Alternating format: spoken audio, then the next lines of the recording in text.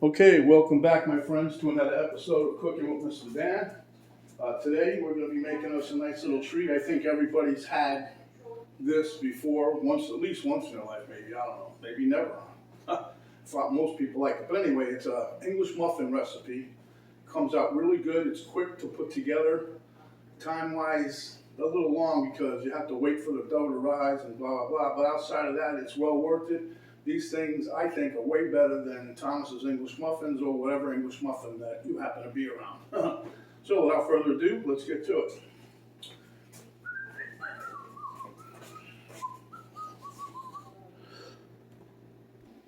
Okay, the first thing I want to do is take this butter and put it in the microwave real quick,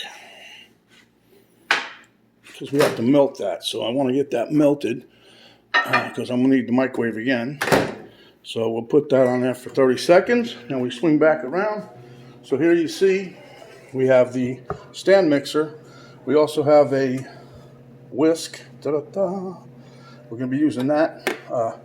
We have some flour here. This is 300 grams of bread flour. There's said bread flour right here. See, it says bread. Okay. And then we have my scissors to cut open the active dry yeast packet I have here. This is the milk that I'm going to be putting in the microwave to heat that up to about between 100 and 110 degrees, somewhere in the middle. Here I have a teaspoon of salt and a teaspoon of sugar. So let me go check the microwave. Okay, I think my butter's melted. Let me check. And if it is, we're going to stick our milk in there. Yeah, butter looks like it's melted to me. And we're going to stick our milk in here. Now the milk, remember, you don't want to burn it. So I just took it out of the refrigerator. So basically it should take about almost a minute. We'll check on that. And just to show you, I'm trying to be as accurate as possible. You see my scale there. Well, you don't now, but I'll show you the scale. But anyway, this is my thermometer. We'll check the temp of the milk. Okay, so now in the bowl here, we're going to take our flour and put all of that in there. Okay. Then we're going to take our melted butter, as you see here, and we're going to drizzle that over there. And the reason I'm doing this, I was watching some guy make pizza dough. He's supposed to be some kind of master pizza dough maker or whatever you call it. And I just figured I'd give it a whirl. But he says no matter what you're making, bread or bread or pizza dough, whatever, you should always put your oil in first. It helps to help bind the flour a little better, so it glutenizes better. I don't know if that's true or not, but we'll find out. Let me just see what the temp is here. Oopsie, I forgot that's magnetic, so it grabs onto anything that has metal on it. I'm going to let that cool a little too warm yet. Anyway, we're going to stir in the butter, and the reason I'm using the whisk because this does a better job than the actual dough hook for this. Okay. And we're going to let that sit for a couple of minutes, and we'll be back. Okay, guys, there you have it. It's approximately 109, so that's good enough. It's within the range. So what we're going to do now is we're going to cut our yeast packet. All right. And we're going to dump this in. And this is going to have to sit for like 10 minutes or so. So I'm going to show you what it looks like now. Okay, that takes care of that one. Then we're going to stir this around a little bit. Now, you get a lot of little holes and stuff in your bread, right? Well, like pastry and stuff, that's from like the amount of butter or the thickness of butter that you leave in there, because as it melts, because it takes up space. But anyway, What this does here, the yeast is what helps make those little air pockets in your bread. So you have to let it bloom, so to speak. So what happens is this becomes active now. Once it's a certain temperature, it reactivates itself. But it's hungry as heck because it's been sleeping like a bear that's been hibernating. So what I like to do, I always taste it, because one time I making this, I wasn't paying attention. I grabbed the salt one versus the sugar, because the yeast feeds on the sugar, right? And then what happens, because he's been sleeping such a long time, he overeats and kind of belches up air. That's what you'll see when this starts to activate.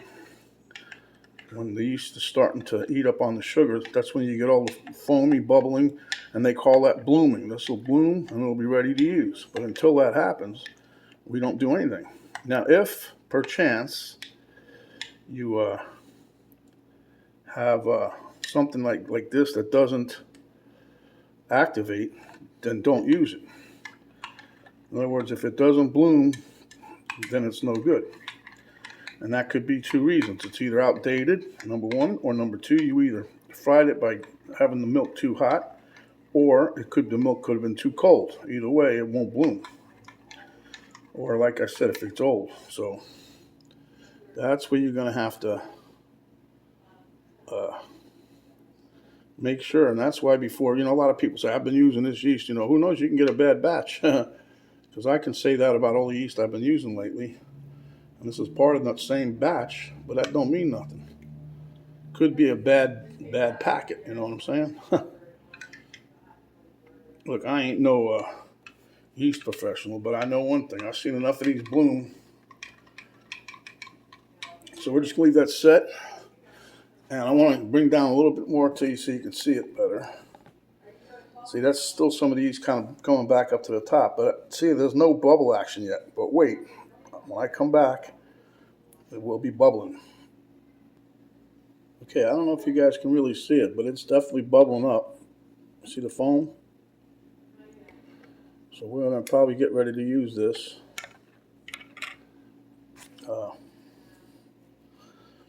It's definitely bubbling. I like to let it bubble pretty much, get pretty foamy, because I know it's really doing its thing, and I'm hoping it does good on the yeast. I mean on the dough. So, but we'll see. We'll see how it turns out.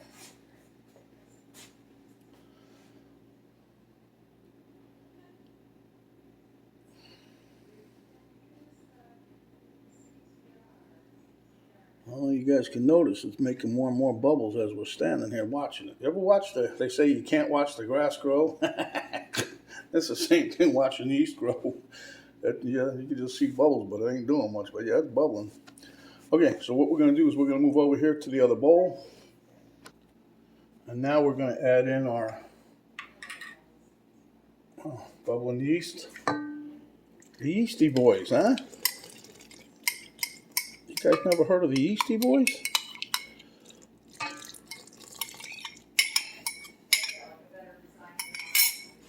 Okay, now I'm going to take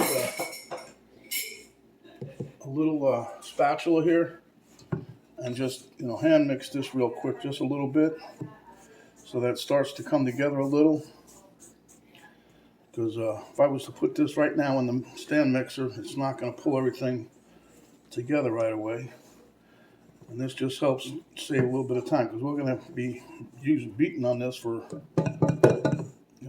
probably 15 minutes or so with the stand mixer.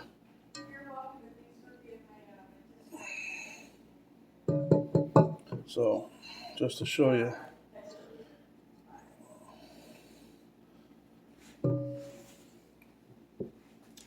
See, just something like that. It's just starting to come together a little bit. Then we take it, put it in the stand mixer here.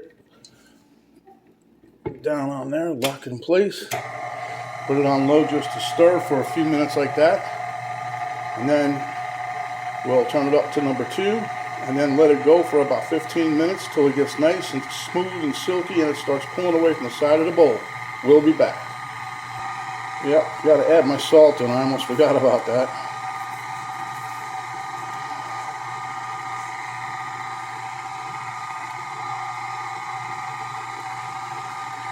But there you have it. We'll be back, folks.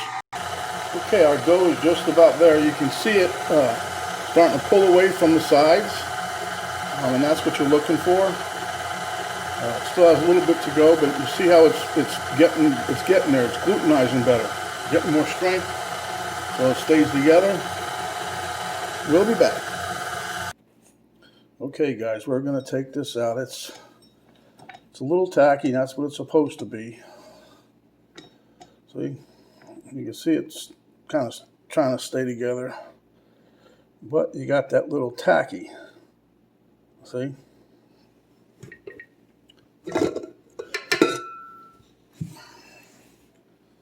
So we're going to put a little flour here down on the work surface. I'm using my silicone mat. You can use your countertop as long as it's clean. And if it's in your kitchen, I'm sure it's clean.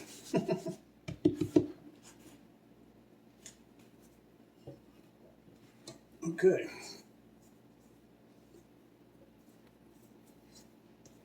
What I'm doing is I'm grabbing a spatula here. I have a metal dough cutter, but I gotta get me one of them plastic ones. Because I think it'll stick to the bottom better. Here you go. Look at this. Nice dough.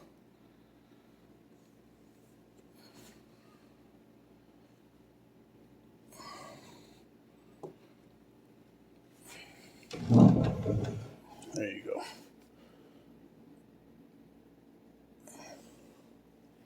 But you want something that's not going to stick to, it doesn't stick to the rubber spatula, silicone, whatever it is.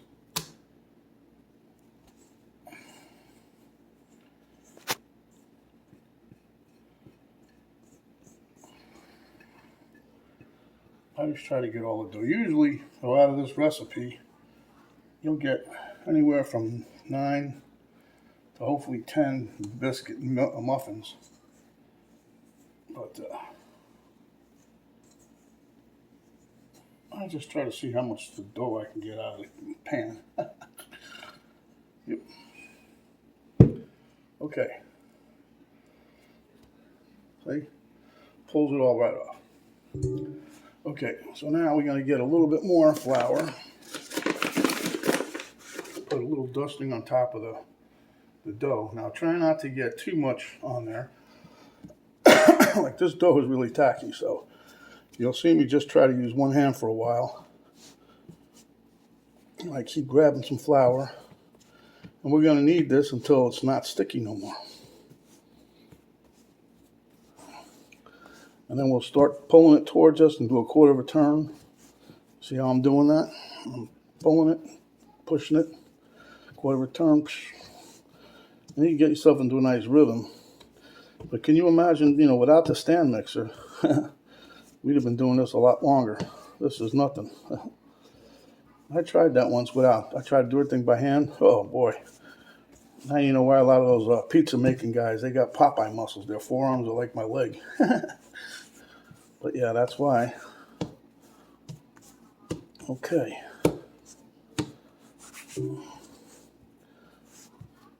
See how that's coming together? Okay, you'll still feel it in the middle. Once you get out, get into the middle of the dough a little bit, it's still tacky. So we still want to keep kneading it. So like right there. So when that happens, get a little more flour. Like I said, you don't want to over flour it, but the flour is going to help absorb the moisture. And what happens is the flour, when it does that, it grows a little. That's why the dough doubles in size for the dough and flour. And then don't forget you got your yeasty boys singing in there, getting all that CO2 all over the place. Yep, that's what makes it rise. But next time when you're looking at a loaf of bread, just remember, all those little air pockets, for the most part, come from the yeast belching.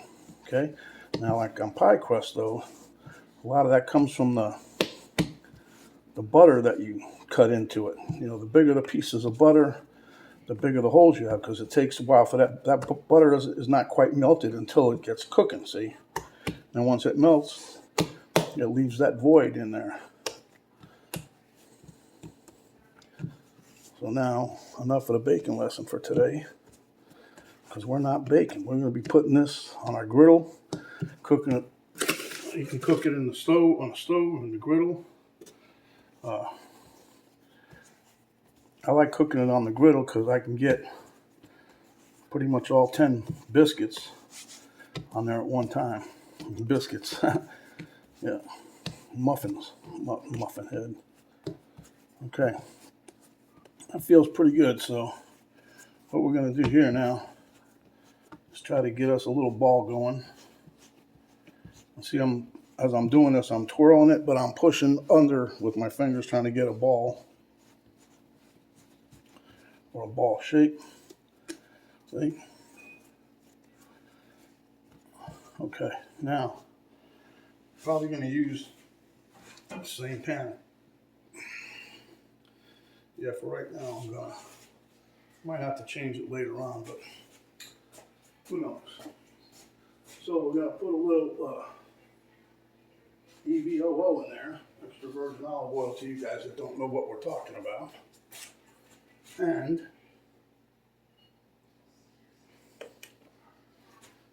we're just going to spread that around. I know there's still some dough in here, but this will save me another dish to wash, you know? Okay, so now we take our dough, put it seam side down, and then I'll take a little more olive oil here and just drizzle, a little drizzle right over the top so that it doesn't stick, and it helps protect the air from getting out, drying out, you know what I mean? So I'm going to show you what this looks like. There we have it. So now what we're going to do now is cover it up with a towel, set it out there to double in size, and when that happens, we'll be back.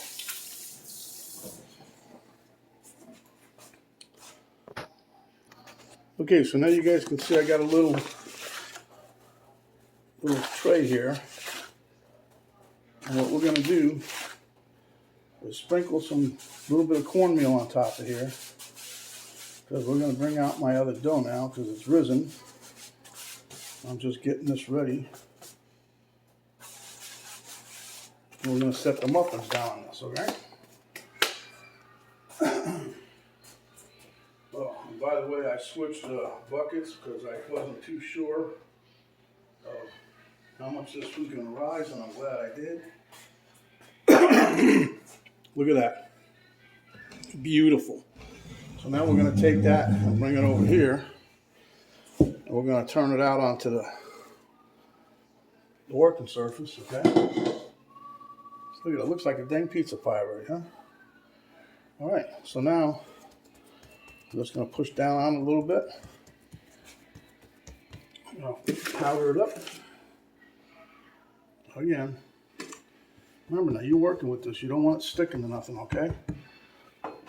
Now we take a rolling pin. Now I have these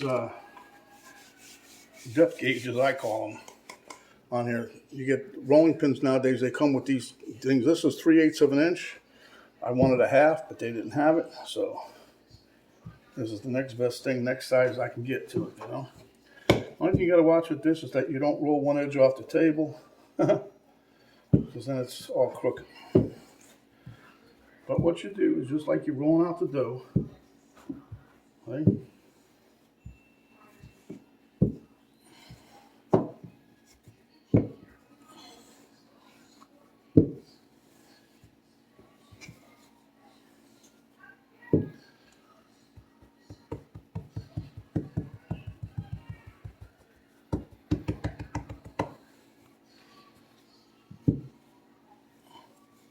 Now once it stops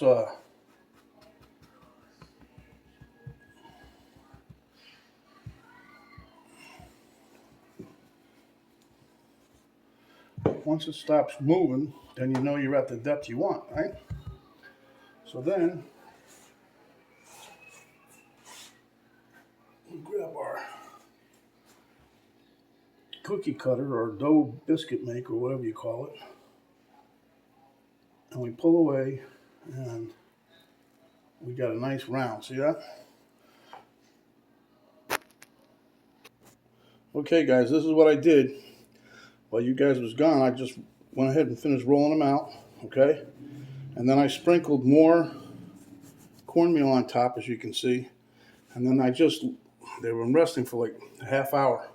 So look how big they got. So, okay. We're going to start cooking them here.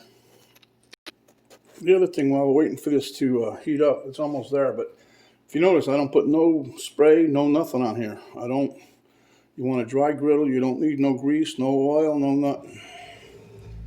Because like I said, they're basically going to cook using the cornmeal. And the other thing is, you got to keep your eye on these. You're going to cook 5 to 7 minutes on each side.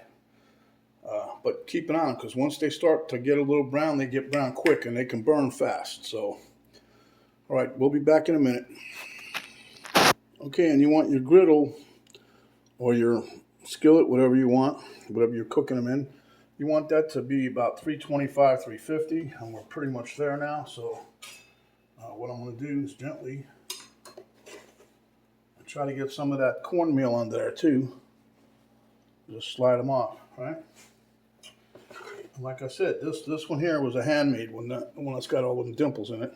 That was the last one. It wasn't big enough to do the ring, so I flattened it out with my hand. But the rest of them, pretty much, they're about the same size, but they're different shapes because the way the dough's set up, or swelled up, I should say. But that's okay. This isn't perfect. This isn't a manufacturing line.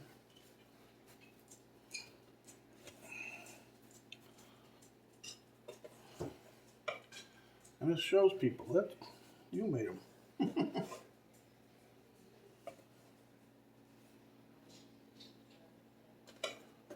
See, like this one, it kind of leaned to one side.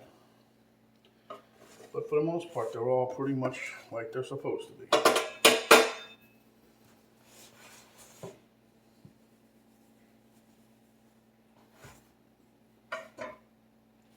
And we're going to let these cook. We'll be back when it's time to flip, and I'll let you know. Okay, we're going to check these. They've been humming along now for about 5 minutes. See how it's starting to get brown? Got to keep an eye on that. Check another one here. See? Give it another couple minutes, and then we'll flip them. And we'll keep flipping them. I like them to get a dark golden color. Not, I don't want to burn them, but I like a little dark color. And the other thing we'll be checking, I'm going to poke a couple of them with the thermometer. You want an internal temp about 200, although it really doesn't matter because most people don't eat these raw. They put them in a toaster, so you'll cook them again. So, and if you don't think they're cooked, you can also put them in the oven at 325 for once you get them off the griddle for another 7 to 10 minutes, and they should be done. But I've cooked them on the griddle a lot, and they always come out perfect. Here's another little trick since I've been doing is just turn them a little bit so that they change the heat on them, on the bottom so it gets even, cooks even kind of deal, you know what I mean? Don't push hard on them. They don't have to be pushed on. But we'll be checking this here in about 1 more minute, and then we'll flip them over, I do believe. And then I'll show you, we'll stick a thermometer in there and see what the temp is after we're done. Hold on, Domino. Okay, I believe it's flipping time, people. Yeah, that's good. Yep.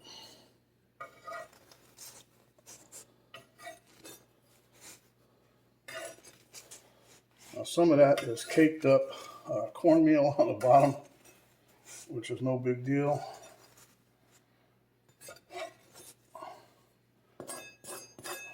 You can scrape it if you want. It's no big deal on that.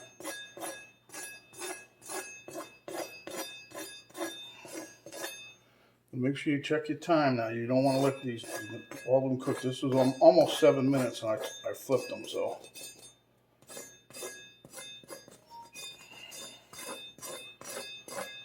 That one had a lot caked on there. like I showed you, this is nothing. I mean, you don't have any, no oil or grease or anything on here. This is all just that sitting on them stupid, whatever you call them, cornmeal granules. And that's all it is, see? Now you want to, it's up to you. You know, people might like this color. I like them a little browner. So I'll probably be flipping this again.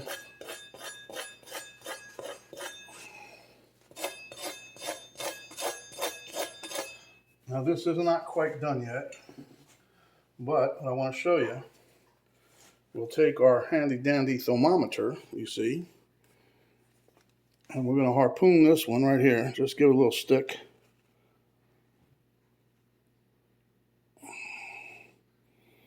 And it's at 164 degrees, so it's not, we want it at 200 at least. So now you put it in, like if it hits 197 or whatever, because there's going to be carryover heat, which means that, you know, it'll keep cooking once you take it off the heat, off the fire. So,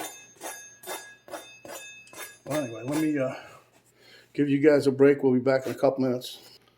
Okay, my friends, these are the last, the other ones we got to 200 already. These are just about there. So I'm just going to take these off. And, they're going to keep cooking for a few minutes. So they're about 197, 198. So that'll put us right around 200. And I'm going to bring you over here and show you what I got.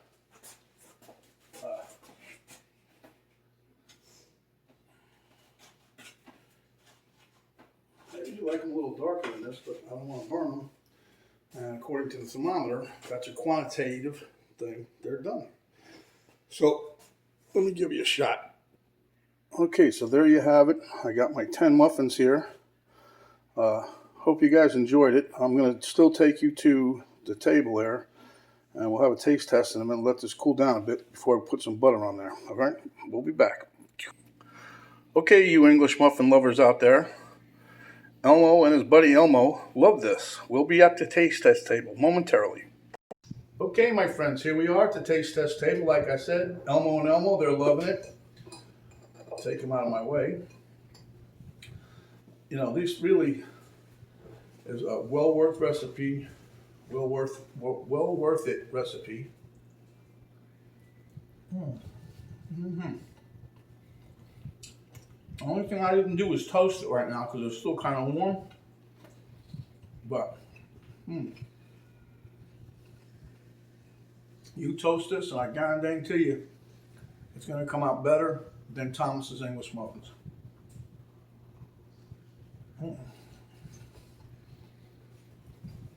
Nothing against the English muffins, by the way, but I really do believe these taste better. Well, anyway, I gotta clean up the kitchen now, so.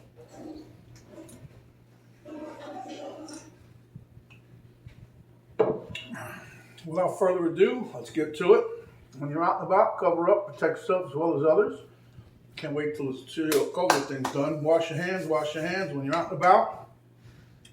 Get some of that sanitizer, squish it on your hands, wash them up before you start driving. When you get home, wash them again. Don't talk with your mouth full unless it's another delicious English muffin recipe just like this one here. Give us a like, share with your friends, enemies, I don't care, just share. And if you haven't yet, hit the subscribe button. And when you do that, the notification bell will pop up. You hit that, that'll let you know each time we get a new video out. And if you hit the little arrow button there, right below the video on the upper right hand corner, below the video, you will see a drop-down box come down. It'll have the recipe, all the ingredients, and how to cook it. So until next time, my friends, stay hungry. And this is Mr. Dan saying, we'll see you when you get hungry and come back for more.